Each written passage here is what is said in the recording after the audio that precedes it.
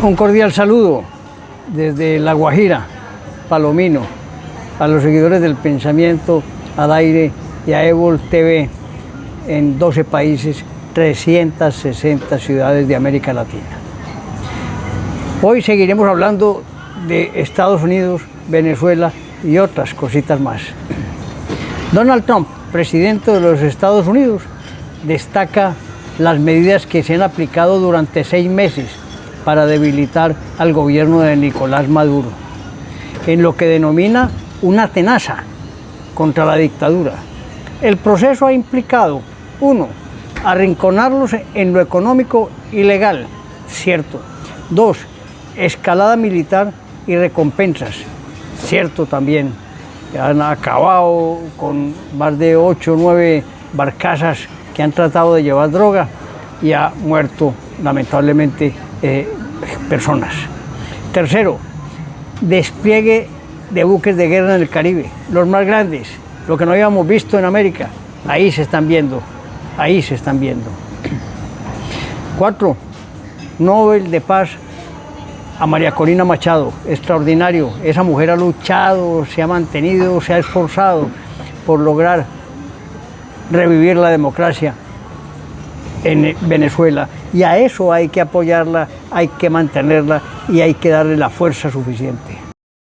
5, declaración de terroristas al cartel de los Soles, donde está toda la cúpula militar y el gran comandante Nicolás Maduro. 6, cierre del espacio aéreo. 7, acciones militares por tierra que se están preparando. El plan, mírenlo bien, coordinado, preparado, con una logística extraordinaria, ha intensificado la presión sobre Caracas. En Venezuela, Maduro ha respondido, reforzando la seguridad personal, cambiando de residencia y movilizando guardias y cambiando celulares cada ratico, además de calificar las acciones como agresiones externas. Hay informaciones que no sé, y aquí sí lo digo, si son ciertas o no, en el sentido de que el presidente Donald Trump no le aceptó la petición que le hizo de lograr una inmunidad por fuera. Ese señor no merece inmunidad, debe ir a la cárcel con plata, sin plata y con todos aquellos que le han ayudado. Esperemos el resultado final antes de diciembre 31. Elecciones en Honduras. Esa elección presidencial de la cual hablamos la semana pasada tiene al país en una situación de incertidumbre. Los candidatos Nasri Asfurá, conservador del Partido Nacional, y Salvador Nasralla, liberal, se encuentran prácticamente en un empate técnico. La candidata de la izquierda, Rixi Moncada, fue relegada a un tercer lugar sin ninguna duda. La demora de una decisión ha generado preocupación en la estabilidad política. Eso no es bueno para la democracia, eso hay que definirlo rápidamente, y una de las dos tendencias, ya que la izquierda desaparece del panorama, mantenga perfectamente esa república de una manera independiente y no caiga en manos como Nicaragua, como Cuba, en garras de ese comunismo nefasto que nadie quiere ver. En Colombia y en el mundo tuvimos una gran crisis en la aviación comercial. El fabricante Airbus ordenó una actualización inmediata y urgente del software y en algunos casos del hardware para cerca de 6.000 aviones de la familia A320, tras descubrir un defecto en los equipos de control de vuelo que podría comprometer la seguridad ante condiciones inusuales, como radiación solar intensa. Esa medida, la más amplia en la historia de la empresa, obligó a aerolíneas en todo el mundo a cancelar o retrasar múltiples vuelos. Y en países como Colombia, llevó a que la aeronáutica civil suspendiera temporalmente operaciones para permitir la puesta a punto de la flota aérea. Y pese a los inconvenientes, Airbus informó que la gran mayoría de los aviones afectados ya cumplen con las modificaciones y que menos de 100 siguen pendientes de intervención. Una acción rápida, logística precisa, una adecuación tecnológica inmediata. En Colombia se hizo rápidamente y los más de 130 aviones que tienen Airbus 320 que tenían esa condición reactivaron su operación sin inconveniente alguno. En buena hora, actuaron rápido y eficientemente. Alarma con las pensiones. El gobierno no sabe qué hacer con la platica de los colombianos que mes a mes aportan para tener una mejor calidad de vida al final de sus días. Un borrador de decreto presentado por el Ministerio de Hacienda genera alarma entre los gremios del sector pensional, quienes advierten que la medida pondría en riesgo las pensiones de millones de trabajadores afiliados al régimen de ahorro individual en Colombia.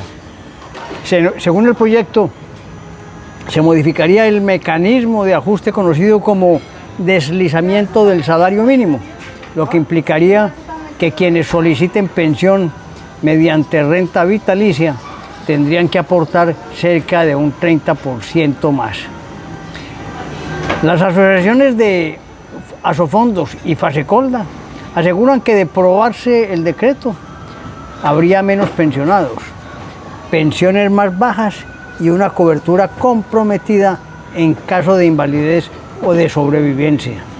Además advierten que la medida podría afectar la viabilidad del seguro previsional y dejar desprotegidos a quienes más lo necesitan. Son medidas terribles que el gobierno permanentemente está pensando para subsidiar el gran déficit que tiene. Está jugando con la gente, las personas no se dan cuenta, ni los que van a recibir el mínimo, ni los más de altas posibilidades. A todos afecta de una u otra manera y la gente impávida sigue haciéndole caso en las encuestas al señor presidente de la República. Me excusan, no he salido de noticias de Colombia. El gobierno busca cuadrar caja. Colombia, a través del Ministerio de Hacienda, ordenó que las entidades del Grupo Bicentenario, incluido el Fondo Nacional del Ahorro, transfieran sus utilidades, óigame bien, al Tesoro Nacional como parte de una estrategia para financiar el presupuesto general sin aumentar impuestos. Sacan platas de lado y lado, no dejan que las empresas públicas tampoco prosperen para cubrir el déficit. La medida fue aprobada por la Junta Directiva del Fondo Nacional del Ahorro con votación 4-2, lo que implica el traslado de cerca de 800.000 millones de pesos desde sus reservas acumuladas hacia las arcas del Estado. El Fondo Nacional se quebrará rápidamente. El anuncio ha desatado debate. Críticos advierten riesgos sobre la sostenibilidad del fondo y la protección de los recursos de los afiliados, mientras el gobierno defiende la medida bajo el argumento de aprovechar excedentes considerados excesivos para cubrir necesidades fiscales. Óigame bien, el ahorro de la gente lo consideran excesivo. Ese esfuerzo inmenso que mes a mes los ahorradores hacen para poder tener acceso a su vivienda, el gobierno los considera excesivos. ¿Qué quiere el gobierno? Quedarse con todo. No hay nada más que hacer. Y ustedes quietos, callados, no dicen nada. ¡Qué tristeza! La Fiscalía imputa a exministros por escándalos de la Unidad Nacional para la Gestión de Riesgos y de Desastres, UNGREDE. Miren bien, pierden el foco. Para proteger desastres, unos bandidos se llevan la plata. La Fiscalía General formalizó el 1 de diciembre del 2025 cargo contra los exministros. Óiganme bien, Ricardo Bonilla, que era de Hacienda, Luis Fernando Velázquez, que fue del Interior, acusándolos de liderar una red criminal para direccionar contratos en la Unidad Nacional, con el propósito de sobornar congresistas y asegurar el respaldo de reformas claves del gobierno. Los exministros enfrentan imputaciones por concierto para delinquir agravado, cohecho e interés indebido en la celebración de contratos. Ambos, como suele suceder, se declararon inocentes y la Fiscalía solicitó medida de aseguramiento domiciliaria. Un día diremos por qué la gente se declara inocente para poder, y lo digo, para poder negociar después anticipadamente la condena. Esto es terrible. Siguen sucediendo cosas, bueno, en las campañas, porque a partir del 8 se suspenden o se termina el plazo para las listas aspiración a Congreso y a Senado y a Cámara de Representantes, es decir, Senado y Cámara. Y por ello, también en el Centro Democrático ya lanzaron sus listas, ya las presentaron a consideración, como los liberales, como los conservadores, como el Pacto Histórico, todos organizando sus listas. Unos conocidos, otros desconocidos, gente que ha trabajado bien, otros que no. Pero en fin, será la ciudadanía la que decida cómo vota. A lo que me quiero referir es a lo que ocurrió con Miguel Uribe. Este señor Miguel Uribe Londoño fue expulsado del Centro Democrático de la lista de precandidatos presidenciales tras acusaciones de haber ofrecido su apoyo a Abelardo de la Espriella. Poco después, Uribe Londoño anunció su renuncia irrevocable a la militancia en el partido y desistió de sus aspiraciones presidenciales. Uribe aseguró que la decisión no respondió a un sesgo personal, sino a una cuestión de responsabilidad partidista.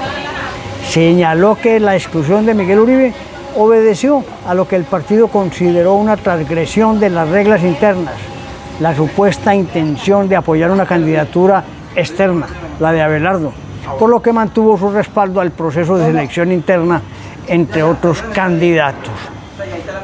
Me parece bien, el presidente y el Centro Democrático actuó como lo hizo, bien.